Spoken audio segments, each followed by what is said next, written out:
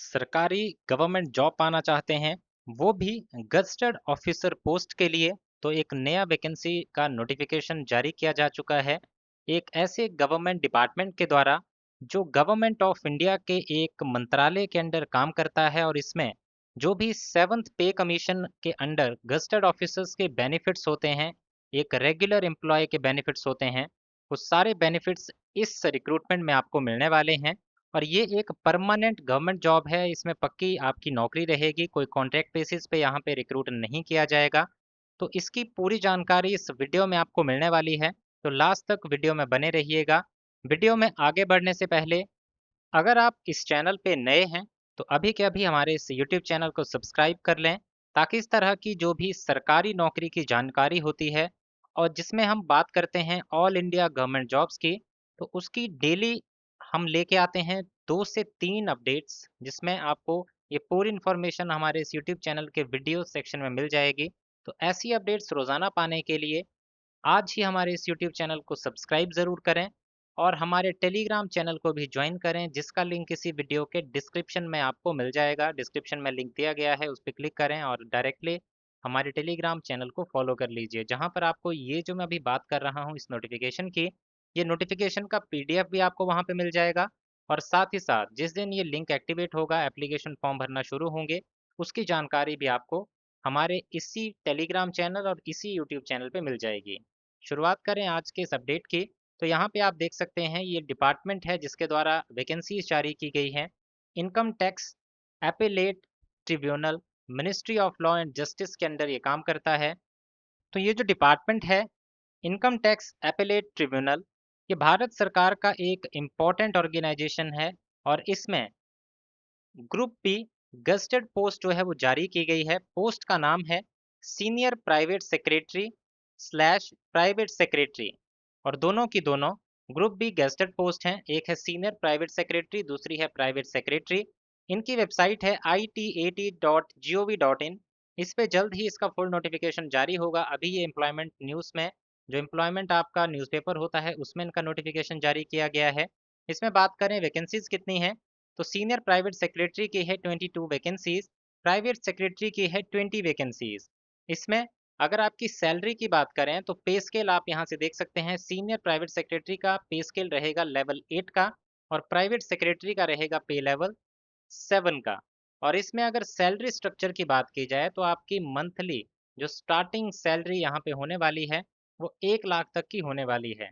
और जैसा कि आपको पता है, नेक्स्ट ईयर यानी कि 2027 से 8th पे कमीशन आउट होने वाला है, तो उसमें 10 से 15 हज़ार का और इसमें इंक्रीमेंट आप लगा के चल सकते हैं। तो एक अच्छा खासा सैलरी स्ट्रक्चर आपको नेक्स्ट ईयर से मिलने वाला है।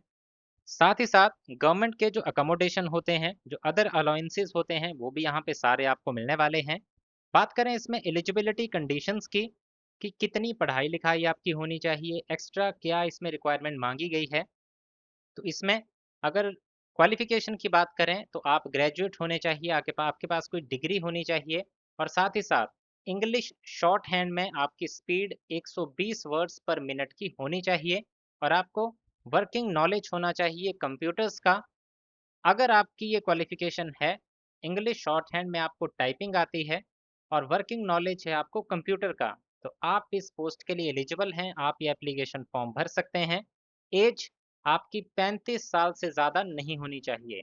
तो 35 साल से कम एज है, डिग्री आपके पास है, इंग्लिश शॉर्ट हैंड टाइपिंग आपको आती है, तो एप्लीकेशन फॉर्म जल्द से जल्द भर दीजिएगा। जैसे ही एप्लीकेशन फॉर्म भरना शुरू होंगे, आगे मैं बताऊंगा कौन सी इंपॉर्टेंट डेट्स हैं इसकी, कैसे आप अप्लाई कर सकते हैं। अब इसमें बात आती है आपका रिक्रूटमेंट प्रोसेस क्या रहेगा, सिलेक्शन कैसे होगा आपका।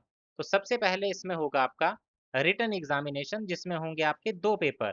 पेपर 1 जो कि जनरल इंग्लिश का होगा 100 नंबर का, इसमें एसे होगा 250 वर्ड्स का, लेटर राइटिंग होगा, प्रेसी राइटिंग होगा और ग्रामर के क्वेश्चंस होंगे। पेपर 2 जो होगा जनरल नॉलेज एंड रीजनिंग का होगा, जिसमें GK, general studies, logical reasoning, current affairs, इसके 100 नंबर के क्वेश्चंस पूछे जाएंगे। तो ये 200 नंबर का आपका पेपर जो है वो कंडक्ट किया जाएगा। अब ये जो आपका पेपर है, तो यहाँ पे बताया गया है कि मिनिमम क्वालिफाइंग मार्क्स आपके कितने होने चाहिए इस रिटन एग्जामिनेशन में। यहाँ पर जो मिनिमम क्वालिफाइंग मार्क्स हैं पेपर 1 पेपर 2 में आपको अलग-अलग से तो लेने ही होंगे। टोटल करके उनका अलग से क्राइटेरिया बताया गया है, वो भी आपका क्लियर होना चाहिए।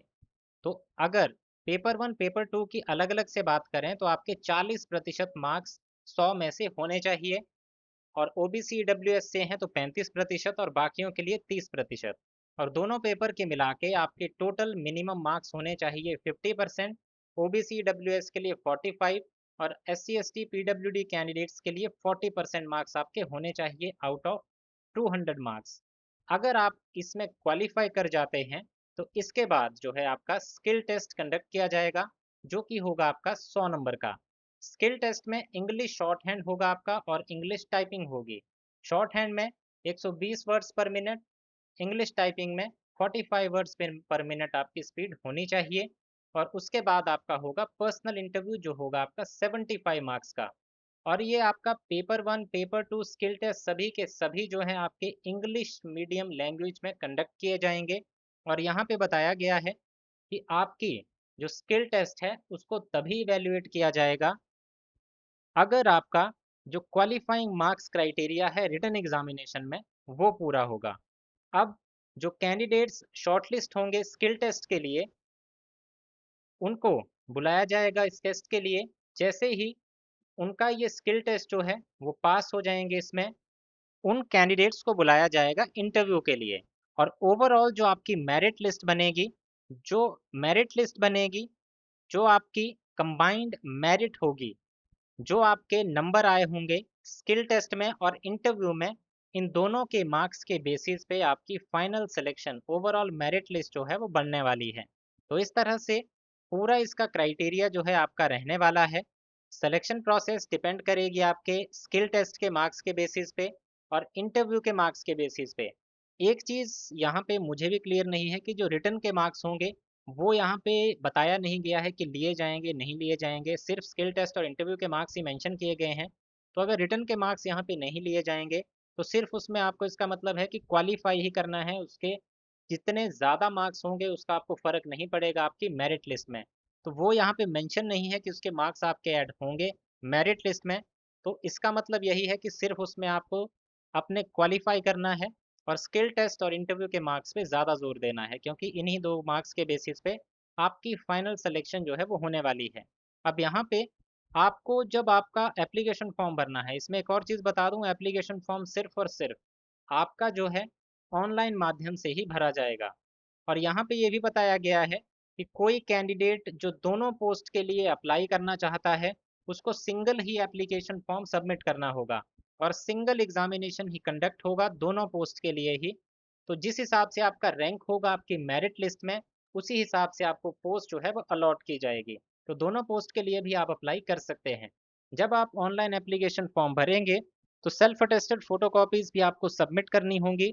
सेल्फ अटेस्टेड फोटोकॉपीज में आपका मैट्रिक का सर्टिफिकेट, ग्रेजुएशन सर्टिफिकेट, अगर आप रिजर्वेशन क्लेम कर रहे हैं तो कास्ट सर्टिफिकेट, अगर आपका ओबीसी बैकग्राउंड है तो आपका नॉन क्रीमी लेयर सर्टिफिकेट आपको अपलोड करना होगा। ईडब्ल्यूएस वालों को ईडब्ल्यूएस सर्टिफिकेट, जो डिसेबल कैंडिडेट हैं उनको डिसेबिलिटी सर्टिफिकेट, और जो पेरेंट डिपार्टमेंट में है उसकी जो उनका डिपार्टमेंट है अगर कोई वैसी सर्विस में है तो एनओसी उनको सबमिट करनी होगी। इस हिसाब से आपका जो पूरा प्रोसेस है ये रहने वाला है। अब पोस्टिंग की बात करें तो आईटीएटी यानी कि ये जो डिपार्टमेंट है इसके जो भी बेंचेस हैं, जो ब्रांचेस हैं ऑल ओवर इंडिया में, उसमें कहीं भी आपको पोस्ट किया जा सकता है। और इसमें एप्लीकेशन फॉर्म भरने की बात करें तो 18 जुलाई 2026 से एप्लीकेशन फॉर्म भरना शुरू होंगे। और जैसा कि आप स्क्रीन पे देख पा रहे होंगे, लास्ट डेट है एप्लीकेशन फॉर्म को सबमिट करने की 16 अगस्त 2026 की। तो 18 जुलाई से लेके 16 अगस्त 2026 तक आप ऑनलाइन एप्लीकेशन फॉर्म इस रिक्रूटमेंट के लिए भर सकते हैं। तो यही था इसमें ओवरऑल पूरी जानकारी। इसी तरह की अपडेट्स रोज़ाना पाना चाहते हैं, ऑल इंडिया गवर्नमेंट जॉब्स की जानकारी रोज़ाना चाहते हैं तो हमारे इस यूट्यूब चैनल को आज ही सब्सक्राइब कर लें और बेल आइकन प्रेस करके ऑल नोटिफिकेशन ज़रूर सेलेक्ट कर लेना।